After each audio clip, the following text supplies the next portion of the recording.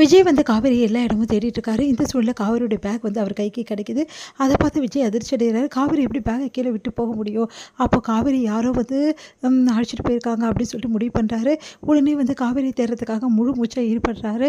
இங்கே காவேரி வந்து அடித்து வந்து துன்புறுத்துறாரு வந்து பசுபதி. அதை பார்க்கும்போது ஒன்றும் புரியாமல் நிவின் வந்து தவிக்கிறாரு. நிவின் கிட்ட சொல்கிறாரு, நீ வந்து ராகினிக்கு கழுத்தில் தாலி கட்டுறேன்னா உன்னோட காவேரி வந்து உயிரோடு இருக்க மாட்டா, அவள் மேலே ஒருத்தர் போயிடுவா அப்படின்ற மாதிரி சொல்கிறாரு. உடனே வந்து அங்கே இருக்க ஆளுங்கிட்டலாம் வந்து சொல்லிடுறாரு, இந்த கல்யாணம் முடிஞ்சோட காவேரி வந்து தீர்த்து கட்டிடுங்க அப்படின்னு சொல்லிட்டு பணம்லாம் கொடுத்துட்றாரு. உடனே வந்து எல்லாருமே சரின்றாங்க. அடுத்து வந்து இங்கே விஜய் வந்து எல்லா இடத்துலையும் தேடுறாரு. கடைசியில் வந்து இந்த மாதிரி வந்து ஒரு பொண்ணை வந்து கூட்டிகிட்டு போயிருக்காங்க அப்படின்ற விஷயம் வந்து தெரிய வருது.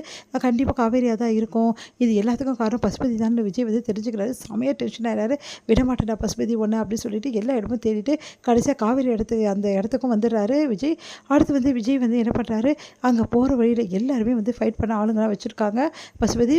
உடனே எல்லாருக்கிட்டையுமே வந்து விஜய் வந்து ஃபைட் பண்ணிட்டு இருக்காரு. இந்த சூழ்நிலையில் இங்கே நிவின் வந்து வேறு வழி இல்லாமல் வந்து ராகினி கல்யாணம் பண்ணிக்க சம்மதிக்கிறாரு. அடுத்து வந்து என்ன பண்ண ட்ரெஸ் எல்லாம் போட்டுக்கிட்டு கரெக்டாக வந்து தாலி கட்டுறதுக்காக ரெடி ஆகுறாரு. அப்போ கூட அவரால் தாங்கிக்க முடியல. உடனே என்ன பண்ணுறாரு, இந்த மாதிரி நான் தாலி கட்டணுன்னா முதல்ல காவேரியை விட சொல்லு, காவேரி அங்கே வச்சிருக்க வரைக்கும் நான் உட்காந்து தாலி கட்ட மாட்டேன் அப்படின்னு நம்ம சொல்கிறாரு. உடனே வந்து ராகினி வந்து அவங்க அப்பாவுக்கு கால் பண்ணி சொல்கிறாங்க.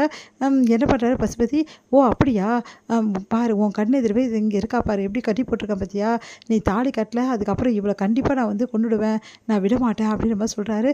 அதை கேட்டு வந்து ஒன்றும் பண்ணிடல, அதுக்கு நான் தாலி கட்டிடுறேன் அப்படின்னு சொல்லிட்டு ராகினி கடுத்த தாலி கட்டுறதுக்காக போகிறாரு. கரெக்டாக விஜய் அங்கே வந்து பசுபதி வந்து காட்டிட்டு இருக்க வந்து எல்லா விஷயத்தையுமே வந்து விஜய் வந்து அப்படியே வந்து அவர்கிட்டேருந்து வாங்கிடுறாரு.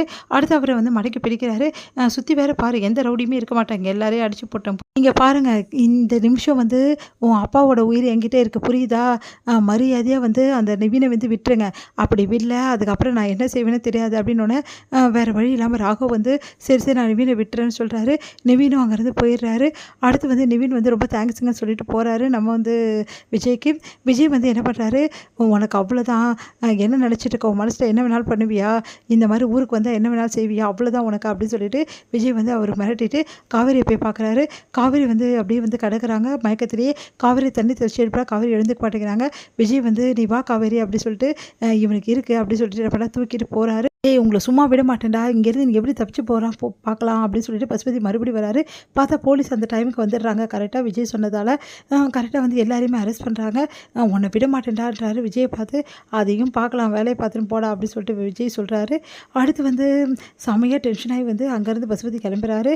உடனே காவேரியை பார்த்து என்ன பண்ணுறாங்க, தண்ணி தெளித்து அப்படியே தூக்கிட்டு அப்படியே பொறுமையாக நடக்கிறாரு நம்ம விஜய். காவேரி காவேரின்னு சொல்லிட்டு கூப்பிட்டுக்கிட்டே நடக்கிறாரு. காவேரி ஒன்றும் கண்ணைக்கு திறக்கலை. இது முடியுது.